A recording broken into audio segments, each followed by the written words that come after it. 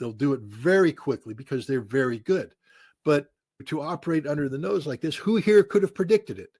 On whose bingo card were the Ukrainians building 4 truck-based drone mothership? How many people saw that one coming? I spent a lot of time running options through my mind. I didn't get that one. No one did. It's innovative. This is sneaky British concept. And it worked. We don't know how the drones got in there. There's talk about the drones being shipped. You can buy drones in Russia too. There's a whole industry where people from all over Russia are buying drones, Chinese-made drones, and then sending them to the front, driving up and giving them to the units. This is because drone warfare has developed so quickly that the Russian government was lagging behind in the provision of these small suicide drones. This whole FPV drone, first-person view drone, suicide kamikaze drone, this is made at the front. This whole tactic is invented at the front by Russian soldiers, not imposed on them from above. These are Russian soldiers saying, we have to do this to survive, to live. And it's such an effective tactic. It's redefined the entire war.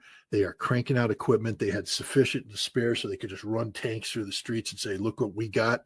All of their units are up to speed. They got all the equipment they need. They're building new units. Remember, the Russian army went from 900,000 to 1.5 million. That's 600,000 increase. While Europe's sitting there talking about 300,000, we're going to build 400,000. Russia already did it. 600,000, boom, new units. Trained, equipped, new tanks, new air defense, everything, while they're fighting a high-intensity conflict in Ukraine. So it's not just that Russia is resupplying the units and building new units to go down. Their 2 armies are about to be reintroduced or introduced into the fighting. They've also put a military district outside of St. Petersburg, 70,000 strong.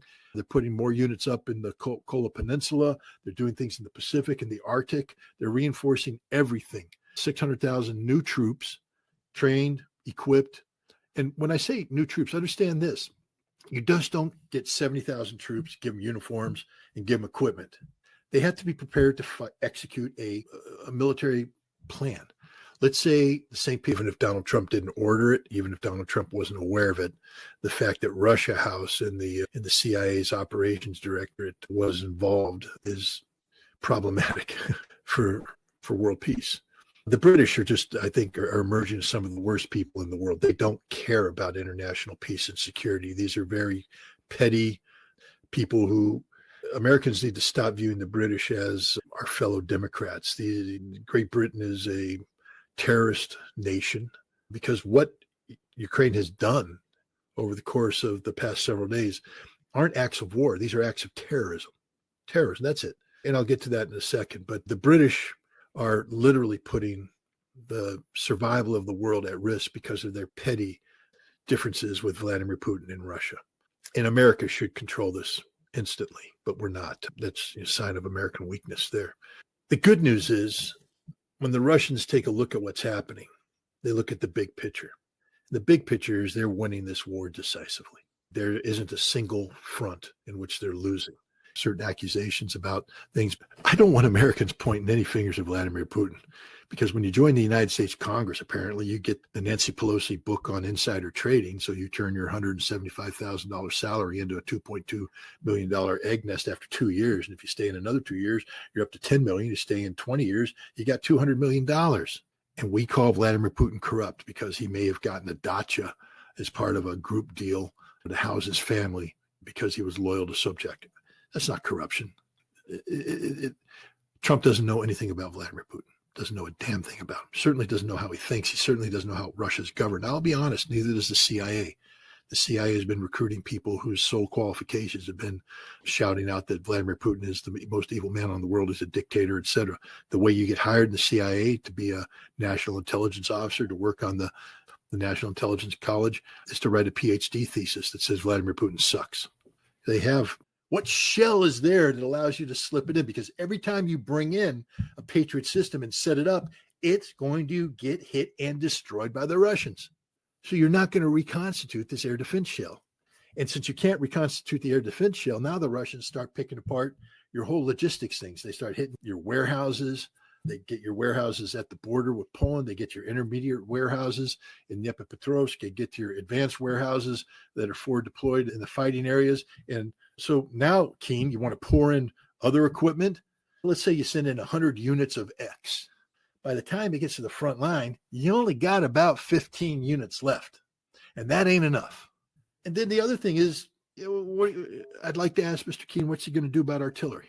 Because we've now for the last 3 years been talking about how we're going to transform the Western defense industry, the best in the world. We are the arsenal of democracy. My God, we can produce things better than anybody, especially those damn Russians. They can't produce anything. He's also an evil man, just an evil man. He's the one who made common cause with Zholany and on this sort of front a long time ago. He's the guy that's been working with the Banderas in Ukraine. He's just a fundamentally evil character. There's nothing good or redeeming about him. And to the population of South Carolina, you can all go to hell and burn. You created this problem. You're an embarrassment to the definition of American citizenry because you keep putting this problem back in office. It shows how inherently corrupt South Carolina politics are. This man isn't good for America. What he does is he brings a lot of money into South Carolina, which means votes can be bought. If you call yourself a quality citizen, if you say that I believe in the Constitution, I believe in the fundamental goodness of America, and you keep this man as your senator, you're a hypocrite, you're a liar, you're useless. The citizens of South Carolina are some of the most despicable, disgusting Americans that walk the face of the earth because they empowered this guy and they keep putting him in office. The Tradesburg people have to be prepared to say, I don't know, invade Finland and take Helsinki. That means that in addition to the tanks, you have to have tanks identified to replace those tanks. And those tanks have to be in stockpiles. You have to have ammunition sufficient to take on a NATO country, anticipate reinforcement, fight a major battle. All of that has to be pre-planned, stored in, which the Russians are doing. They've made some mistakes. We've noticed that the Ukrainians have gotten drones into some of these big ammunition supply things and they go boom in a big way. Why? Because there's a hell lot of ammunition there. Why? Because Russia's preparing for the big one. The Russians are prepared for the big one. Poland, all talk, no action. Poland, oh my God, if we go to war with Russia, we'll be out of artillery shells in 4 days. Why aren't you preparing for the big one? Because NATO can't afford it. None of the NATO nations can fight a sustained action. Great Britain, we run out of everything in 14 days, 2 weeks, everything, we're done. He got involved in doing some other stupid stuff. And then in the lead up to the Gulf War, he set up the CIA special activities people did a program in Iraq before Desert Storm where they had these Iraqi operatives in place in case an American pilot got shot down. And the operative's job was sort of to replicate what happened in World War II to create safe houses so these pilots could be brought in and then move from safe house to safe house till the CIA could get them out. He set that program up and he monitored it from within Syria. After the war, he got involved in regime change operations in Iraq. Initially lying to everybody, including me, but ultimately everybody knew what they were up to. But he basically interviewed me, and the interview was going well until he said, "You're going to have to learn to lie." I said, "I understand deniability." He said, "No, you're going to have to learn to lie about everything, and to everybody." And he said, "We don't think you can do that." And I said, "I think you're right." And that was the end of that process. He didn't condemn me for it, but he's just, you can't be a Boy Scout. You can't be an honest person here. Everything the Ukrainians did, from blowing up 2 trains to carrying out these drone attacks to their attack on the Crimea bridge today, are terrorist operations. That's it. That's all Ukraine can do right now. It's basically cheap tricks. Go out and carry out some fancy covert operation. Looks good on paper. Did it impact the direction of the war? Ask the Ukrainian soldiers on the front line. And the answer is no. They're getting slaughtered. They're getting pushed back. They're losing territory. They have no reserves. They have no ammunition. They're running out of everything. Ask the Ukrainian negotiators at Istanbul, because everything the Ukrainians have been doing is designed to disrupt these negotiations. The goal and objective of Ukraine was to get Russia to pull out of the negotiations or carry out a massive retaliation on such a scope and scale that Ukraine said, we can't possibly be expected to negotiate with these animals. Look what they've done. Russia didn't do any of that. Didn't do anything. Russia sent their negotiation team. It sat down with the Ukrainians for an hour and a half. Meanwhile, Russia is not only fighting this high intensity conflict and not running out of anything, but they have built 600,000 more men, and they've prepared them to engage in high intensity conflict and never run out of anything. So what does Keene think he's going to do here? He really thinks he's going to get into because what he's talking about is a war of attrition with the Russians, who invented the concept of a war of attrition.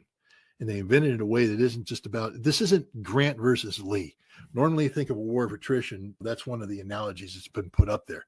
Grant versus Lee, where Grant comes into the wilderness and just puts his troops into the wilderness and they grind down the Union forces. But the problem is that the Union can replace all of their losses and the Confederates can't. So when the Union emerges from the wilderness, it's stronger despite losing massive casualties. The Confederates are weaker because they can't replace it, but even though they're better soldiers, then they go to sitting there pretending that somehow these guys should be brought under control.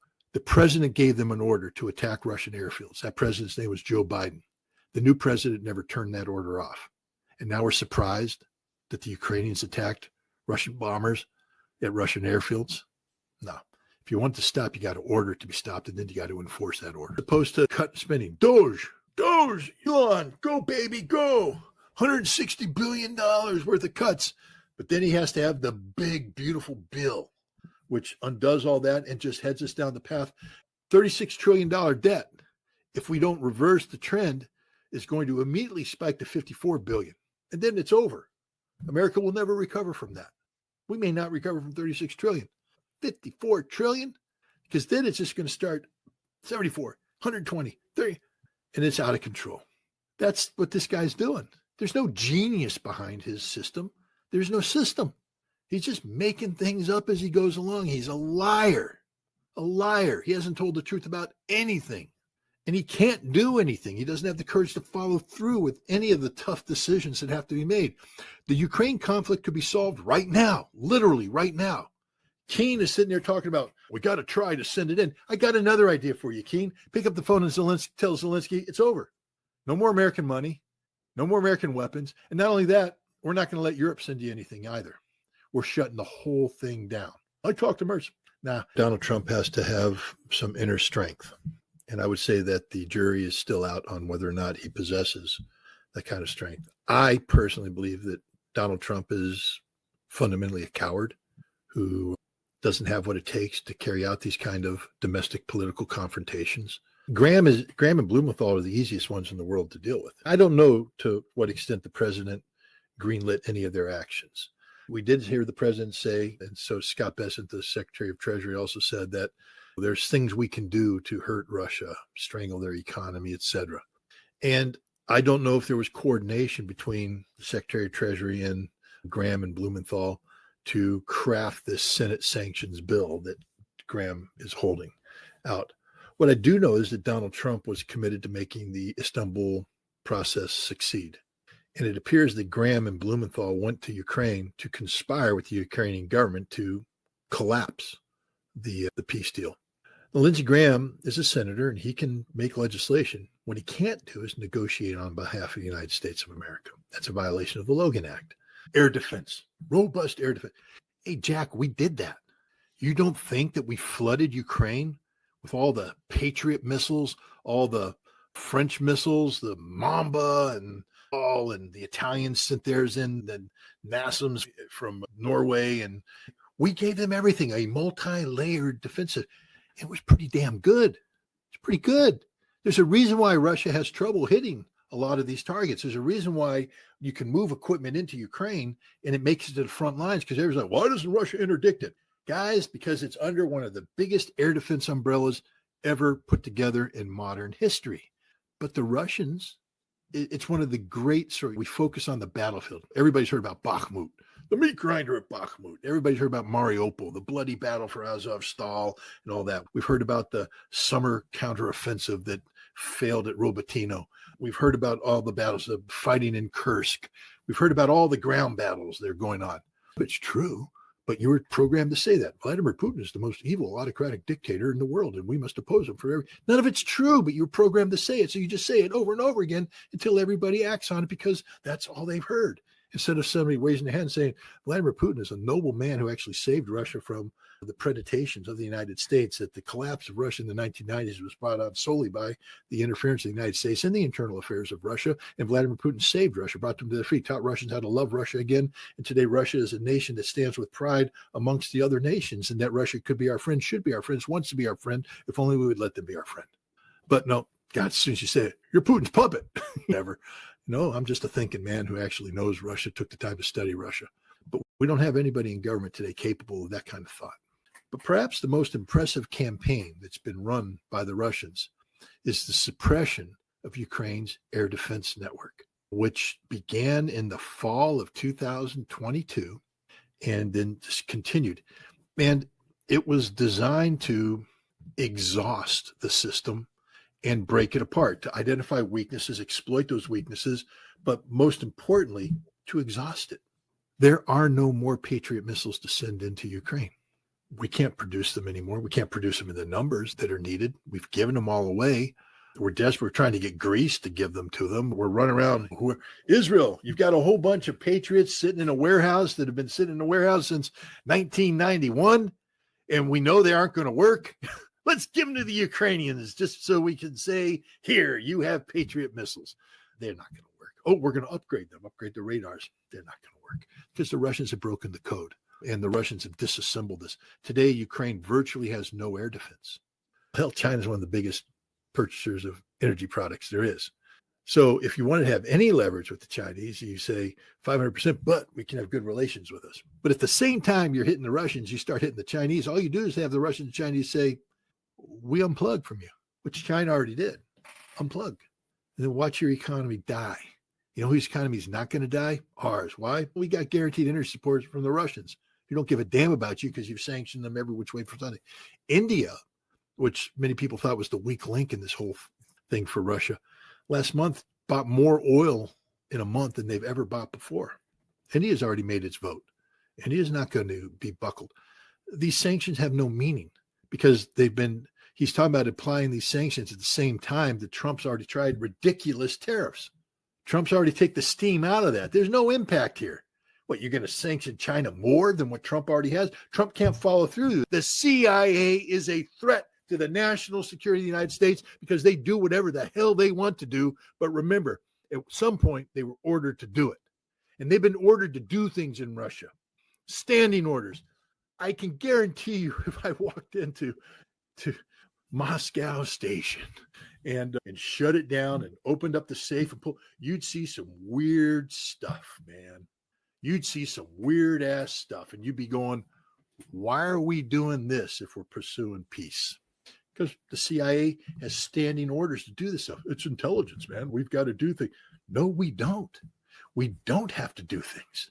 The best intelligence, and I'll say this as somebody who did this for a long time, the best intelligence I've ever got is the intelligence I get by cooperating with people, by working together, because you get the accurate intelligence. When you have to go against a hostile target, you're coming in with the indirect approach. You very rarely get the whole picture. And because you've come in from different angles and using cutouts who are not necessarily the most honest people in the world, the information you receive is tainted. It may not be accurate. Petersburg, and you have Cold Harbor and more Union troops dying in a big ditch. But now the Confederates run out of troops and it's over. See, that scenario has the Russians losing men in massive human assaults. The kill ratio right now on the front line is 20-1 in favor of Russia on some days, 20-1. It ain't the Russians that are losing people. The Russians are able to replace all of their casualties and have excess. 175,000 Russians were brought into the military from the beginning of the year until today.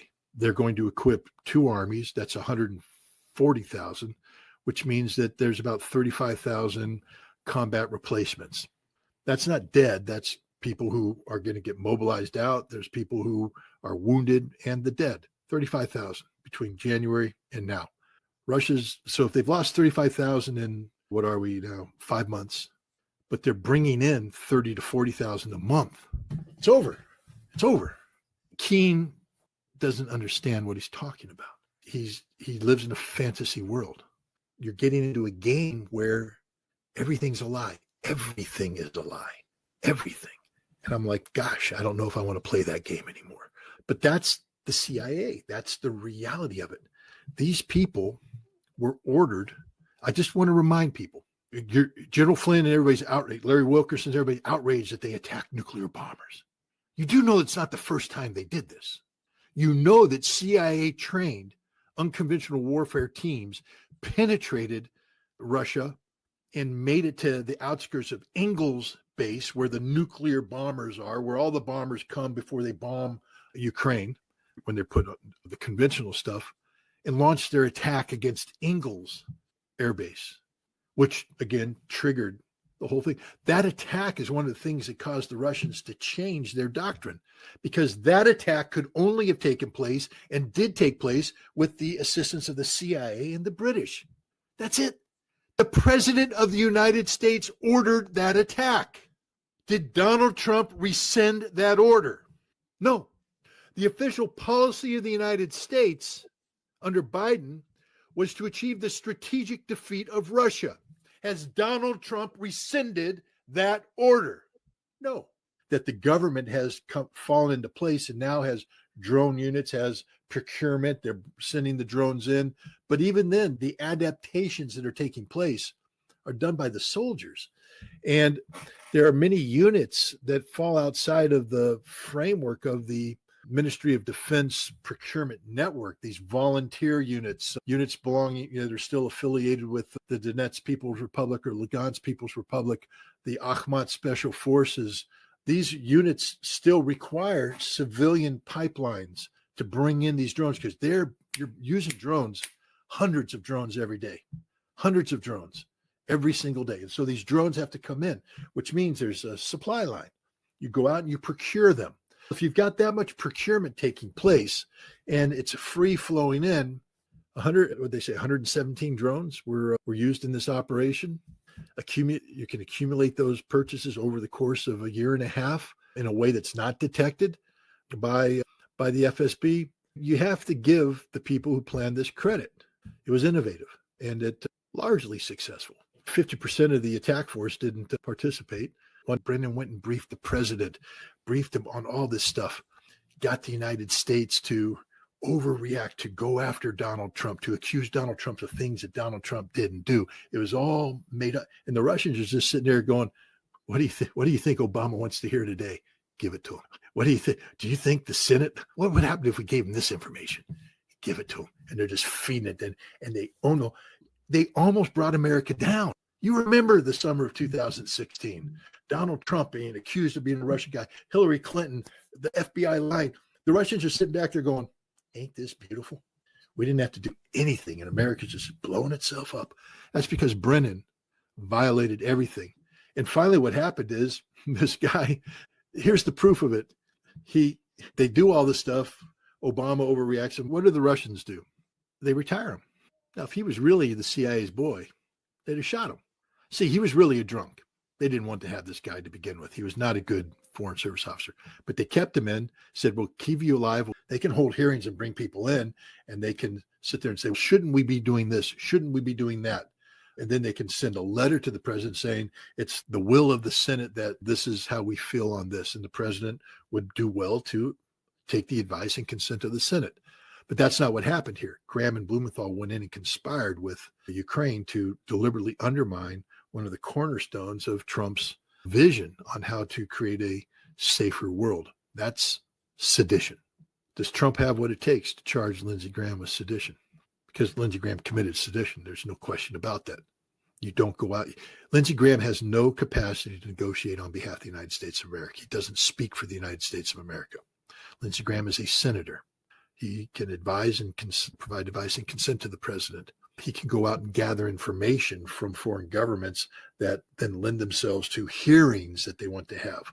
But he can't go out and engage in a conspiracy to undermine the foreign policy of the United States of America, which is what he did, exactly what he did. Sufficient to create fuel for Boucher reactors. I think at this juncture, all Iran wants to do is save face and retain sovereignty. They've equated enrichment with sovereignty. So they're not going to yield on that, nor should they. But I think Iran's also at the point right now where they're willing to do just about anything else to create the conditions for an agreement. Allow American inspectors on Iranian soil, dismantle many of their centrifuges that are currently in place, even though they said that was a red line. I think they're willing to do that because they understand there's a problem with excess enrichment capacity. One of the alternatives is to divert these centrifuges into a sort of a regional fuel bank that would produce fuel for United Arab Emirates and Iran and other nations. And this would be under the guidelines of not just the IAEA, but maybe an American entity. The Iranians appear to be willing to do just about anything short of absolute zero to achieve this deal. But that runs against the grain of domestic politics that are heavily influenced by Israel and the pro-Israeli lobby, which has taken a zero enrichment stance. Now we come back to Donald Trump. One truck apparently caught on fire, and the other truck was captured, or its contents were largely shot down. The two bases that were attacked, one I think was attacked more effectively than the other. But when you look at what they wanted to have happen, right off the bat, 50% of it didn't work. And of the remaining 50% that did engage, only a small percentage of that actually made it to it. So a lot of effort to go into something that seized headlines, but had zero operational impact on the Russians, zero diplomatic impact. All it did is harden the resolve of the Russian government to see this through. Dmitry Medvedev, who normally in circumstances like this puts out posts that are very explosive and as such they lend themselves to being dismissed by people saying this is just good cop, bad cop kind of stuff. But I read everything he says and I listen to what other people say too. And he put out a post that was quite telling. He said, that which needs to be destroyed will be destroyed. And those people that need to be eliminated will be eliminated. It's inevitable and it's going to happen. Meaning the Russians aren't going to be taken off course here. How come Mark Rutte, the Secretary General, just the other day said, so the Russians got their defense industry up and running and they're producing 4 times the amount of artillery shells that all of NATO combined. When I say all of NATO, that includes the United States. All of NATO is being outproduced by Russia 4-1 in artillery shells. Tanks. Nobody's producing any tanks in the West. The French got their Leclerc rolling out, a couple here, a couple there. The Germans, I don't think they're producing Leopards anymore because they can't produce steel because the price of gas is outrageous and their furnaces don't work. The British punching out 1 or 2 Challenger 3s. Russians, man, they're just pumping out the modified version of the T-72, the T-80, the T-90, the Armada. They got them. They're coming out. They're just there. In 2023, when I went to the Victory Day parade in Moscow, it was equipment starved because Russia had to wake up to the fact that they had entered a high-intensity conflict phase, and it was burning through equipment, and they were struggling to meet the requirements of modern war. They're not struggling to do anything today. I just interviewed a guy who used to be the advisor to Ukrainian presidents from Kuchma to Viktor Yanukovych and advises the Russian government today. And he said something that was very glim because I talked to him about the prospect of peace. I said, is there a chance? He said, no. He said, Ukraine is a nation on fire. And right now, because remember, there are 2 big policy objectives. At the core of the Russian demands are we have to solve the root causes of the conflict. And the root cause is NATO expansion. The root cause is the militarization of Ukraine. And the root cause is the Nazification of Ukraine. These are real problems. Right now, there's just no commonality between the Ukrainian position and Russian position on any of these issues. And yet Russia's not going to yield, which means there never will be a deal. He said, Ukraine is on fire. And basically, the Russians have decided that the best way to fight this fire is to let it burn out.